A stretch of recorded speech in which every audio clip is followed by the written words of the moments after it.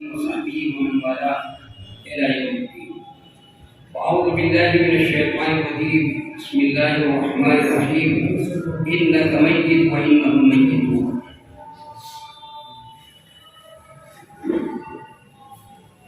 حاضرین مجلس، چونکہ وقت زیادہ ہو چکا ہے اس لیے اس کا نام نہیں لیتا، اور جو باتیں مولانا رحمۃ اللہ علیہ کے بارے میں ہو چکی ہیں ان کا بھی تذکرہ نہیں کرتا۔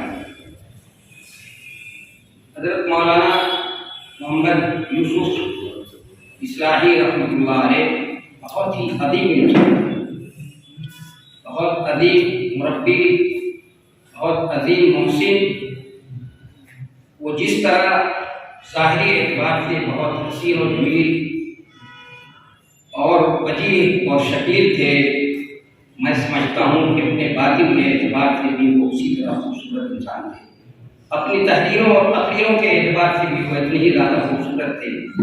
اللہ تبارک و تعالیٰ نے حضرت یوسف علیہ السلام کے بارے میں فرمایا ما ھذا بشر ان ھذا الا ملک کریم۔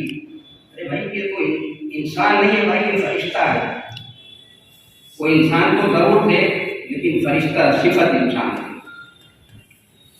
میں نے کیا محسوس کیا ہے 19 سال 19.5 سال کے اندر، ان کو کیسا پایا علمی اعتبار سے، بس اس پہلو سے میں آپ کے سامنے، جیسا کہ ابھی عرض کیا گیا، میں آپ کے سامنے چند ان کے نمایاں پہلو زندگی کے بیان کروں۔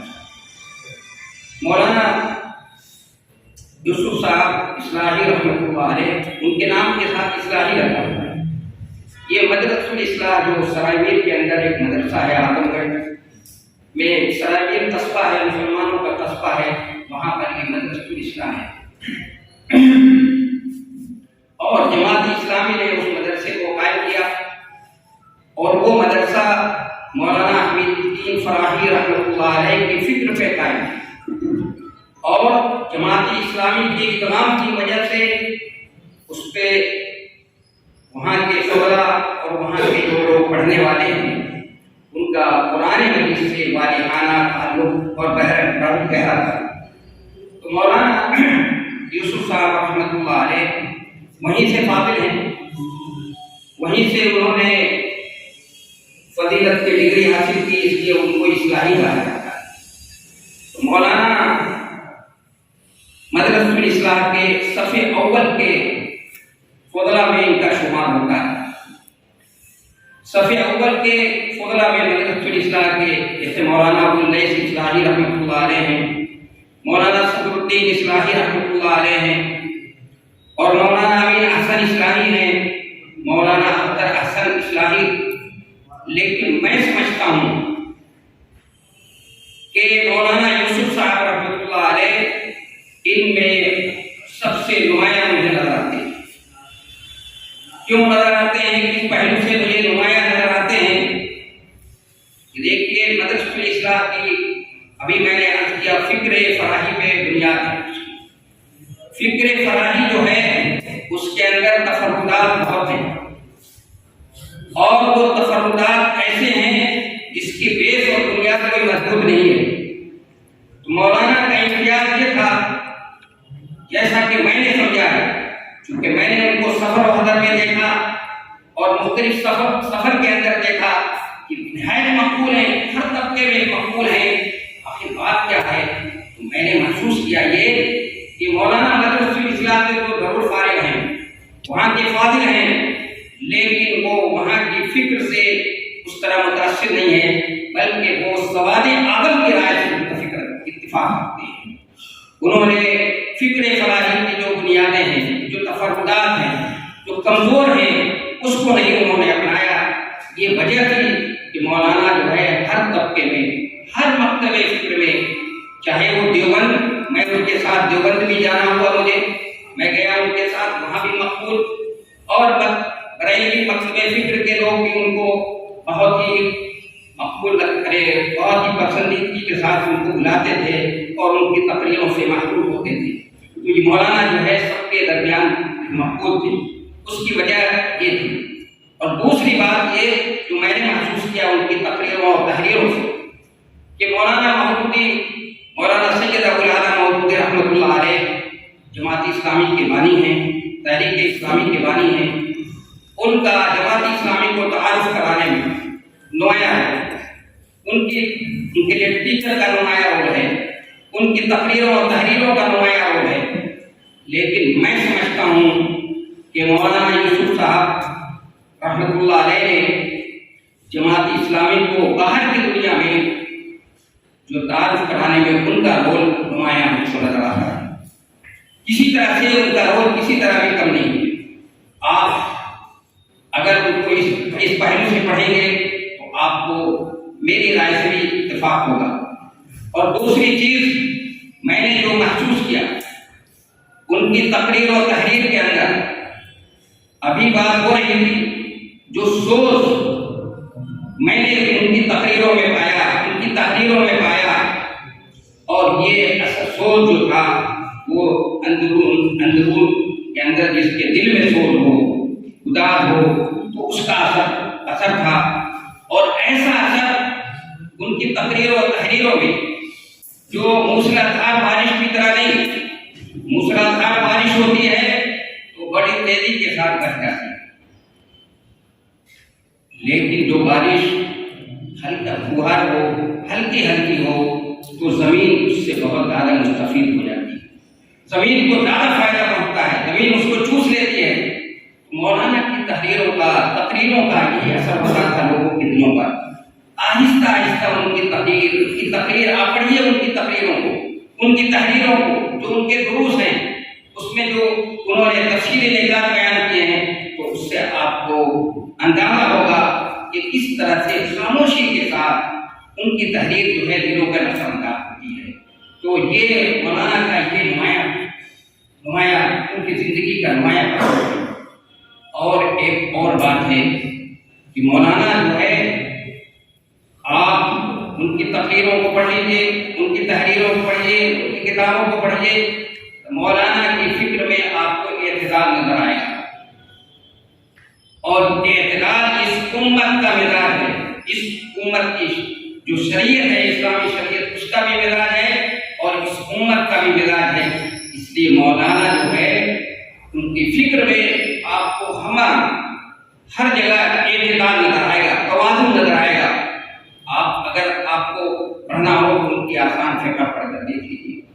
اس لیے مولانا رحمۃ اللہ علیہ ہمیشہ ان کی کوشش ہوتی تھی کہ امت کے اندر جو اختلاف ہے، یہ اختلاف جو ہے کسی طرح سے اتحاد میں بدل جائے۔ یہ امت کا جو شیرازہ منتشر ہے، یہ جو زوال کا سبب ہے، بنیادی سبب ہے، اس طرح سے متحد ہو جائے۔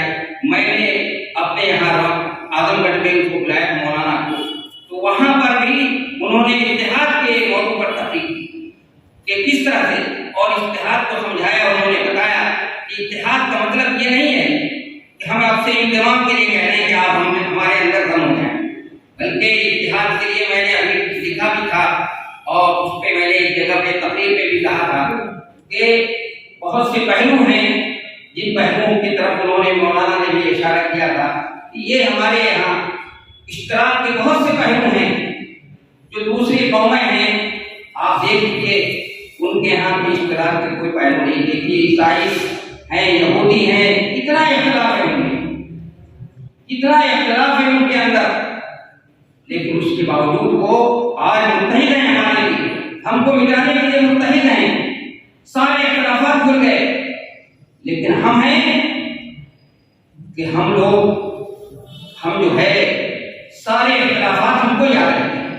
ارے بھائی، مصیبت کے وقت جب مصیبت ہوتی ہے، تکلیف ہوتی ہے، پریشانی ہوتی ہے، تو نیولا اور سانپ بھی ایک جگہ جمع نظر آتے ہیں مصیبت کے وقت، اور شیر اور جو ہے بکری بھی ایک گھاٹ پر نظر آ جاتی ہے دیکھنے میں، یہ جانور بھی جمع ہو جاتے ہیں۔ ہم انسان ہوتے ہوئے، جناب نبی کریم صلی اللہ علیہ وسلم کے امتی ہوتے ہوئے، ہم اپنے اختلافات کو نہیں بھول سکتے۔ اس سوچ کے ساتھ وہ تقریر کرتے تھے، جس سے اندازہ ہوتا تھا کہ وہ جو ہے ان کے اندر سوچ ہے، درد ہے امت کا، اور وہ اس امت کے درد میں کوڑتے رہتے تھے۔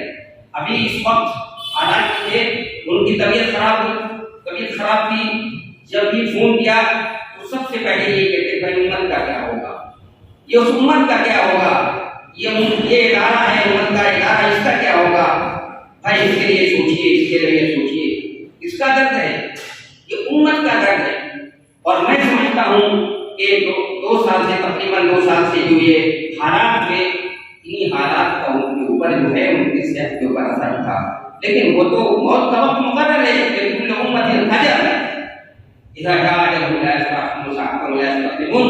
ہمارا یہ عقیدہ ہے کہ موت وقت مقرر کا نام ہے، قرآن نے یہی بتایا ہم کو کہ موت وقت مقرر کا نام ہے، کہ موت کا وقت آ جاتا ہے، وقت مقرر آتا ہے، نہ ایک پر ادھر نہ ایک پر ادھر، لیکن اسباب تو غرائب تو کچھ بنتے ہیں، اسباب تو بنتے ہیں۔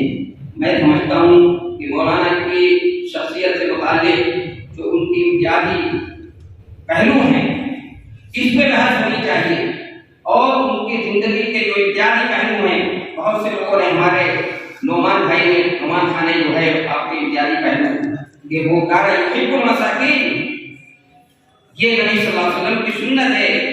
نبی صلی اللہ علیہ وسلم بھی مدینہ منورہ میں فرمایا کرتے تھے کہ مجھے بھی تلاش کرنا ہو تو مجھے مدینہ منورہ کے فقراء اور مساکین میں تلاش کر لینا۔ تو مولانا کا بھی معاملہ یہی تھا کہ بند مٹھی لوگوں کی مدد کیا کرتے تھے، فقراء اور مساکین، کان یحب المساکین، یہ حضرت علی کرم اللہ وجہہ کی بھی صفت تھی۔ ابن الجوزی نے جو ان کی صفات لکھی ہیں اس میں لکھا ہے کان یحب المساکین۔ اور میں بتا دوں خانوادے نبوت کے چراغ ہیں علی زین العابدین رضی اللہ عنہ رحمۃ اللہ علیہ کان یحب المساکین، اور وہ فقراء اور مساکین کی مدد کیا کرتے تھے، اور ان لوگوں کی اس طرح مدد کرتے تھے کہ ان کو بھی پتہ نہیں تھا کہ ہماری کون مدد کرتا ہے۔ جس دن انتقال ہوا ان کا اس دن ان کو پتہ چلا کہ یہ ہماری مدد کیا کرتے تھے۔ تو مولانا کا بھی مسئلہ یہی تھا کہ مولانا بھی اس طرح سے لوگوں کی، یتیموں کی، بے سہارا لوگوں کی مدد کیا کرتے تھے، اور ایسے لوگ جو مدد کرتے ہیں جس طرح سے، تو وہ اللہ کے یہاں رائے گاہ مسائل نہیں ہوتے۔ یہی وجہ ہے کہ آج وہ محبوب ہیں، اور میں آپ کو بتا دوں یہ ان کے محبوب ہونے کی، اللہ کے یہاں محبوب ہونے کی، پسند ہونے کی بہت بڑی دلیل ہے، اور صحیح حدیث ہے۔ جناب نبی کریم صلی اللہ علیہ وسلم نے فرمایا ہے کہ اللہ تبارک و تعالیٰ جس سے محبت کرتا ہے تو جبریل امین سے کہتا ہے میں اس سے محبت کرتا ہوں، اے جبریل تم بھی محبت کرو، اور فرشتوں سے کہہ دو کہ اس سے محبت کرے، اور انسانوں کے دل میں اس کی محبت ڈال دیتا ہے۔ تو یہ محبت یہ ہے کہ لوگ ان کے لیے تعریفی نشستیں قائم کر رہے ہیں، ان کے لیے تعریفی کلمات فرما رہے ہیں، اخباروں کے اندر، کتابوں کے اندر لکھ رہے ہیں، مضامین لکھ رہے ہیں، لوگ نشستیں ہو رہی ہیں، یہ سب ان کے محبوب ہونے کی، اللہ کے یہاں مقرر ہونے کی سب سے بڑی دلیل ہے۔ اور میں اس لیے سمجھتا ہوں اور پورے دعوے کے ساتھ کہتا ہوں کہ وہ مجاہد تھے، اللہ کے راستے کے مجاہد تھے، اور جہاد جو ہے علامہ ابن قیم جوزی رحمۃ اللہ علیہ نے لکھا ہے کہ جہاد کی بہت سے قسمیں ہیں، قلم کے ذریعے سے جہاد، زبان کے ذریعے سے جہاد، اور نفس کا جہاد اور مال کا جہاد۔ تو وہ مال کے بھی مجاہد تھے، اور قلم کے تو شہنشاہ تھے وہ، اور زبان و بیان کی بھی شہنشاہ تھے۔ اس کے ذریعے سے انہوں نے جہاد کیا۔ وہ پہلے قرآن کی آیت پڑھی گئی تھی کہ وَلَا تَقُولُوا لِمَن يُقْتَلُ فِي سَبِيلِ اللَّهِ أَمْوَاتٌ بَلْ أَحْيَاءٌ وَلَٰكِن لَّا تَشْعُرُونَ، کہ مجاہد جو اللہ کے راستے کا مجاہد ہوتا ہے، وہ اللہ کے راستے کے مجاہد کو تم جو شہید ہو گیا، تو میں سمجھتا ہوں کہ وہ بھی شہید ہیں، اور ان کو جو ہے مردہ مت کرو، وہ زندہ ہیں۔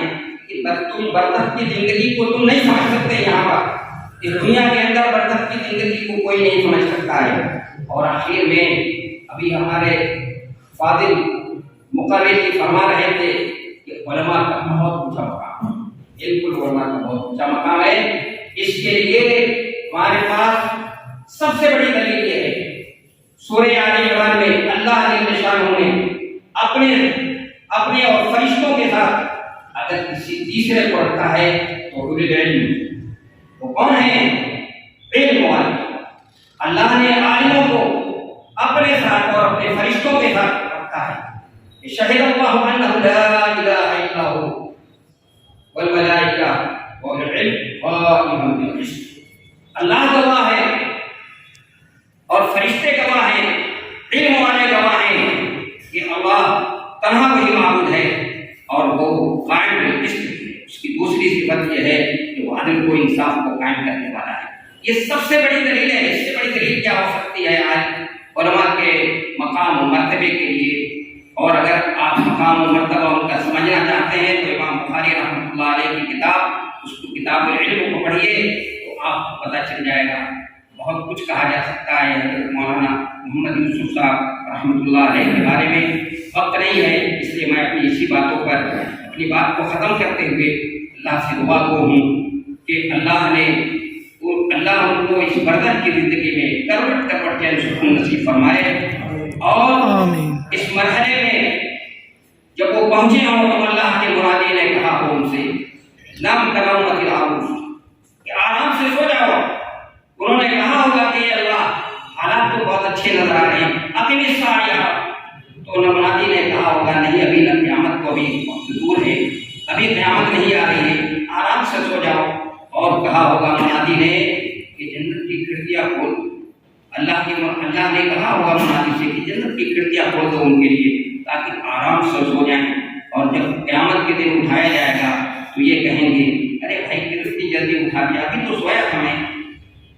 ये मरहला इस तरह से गुजर जाएगा तेजी से इंशाअल्लाह। और मैं अल्लाह से दुआ करता हूँ दोबारा और से बार अल्लाह ताला उनको करवट करवट के सुकून नसीब फरमाए और आसमानियान को सब्र जमील अता फरमाए। अस्सलाम वालेकुम।